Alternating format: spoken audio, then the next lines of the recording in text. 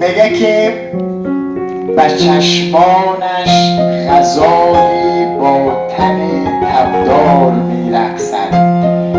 به چشمانش غزالی با تن تبدار میرقصد، و گردش شاپرک‌هایی چه با اصرار میرقصد.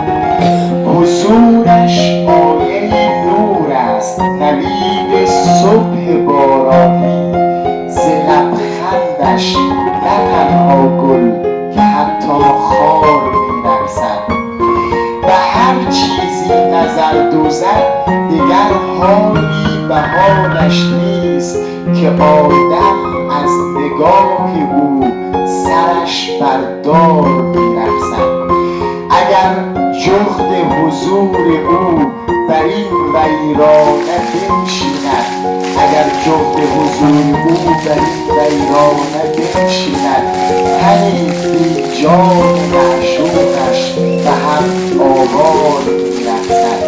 کسی نجوا نمود از پشت دیواره تردید، مخور غم که برایت حضرت دلدار میرقصد.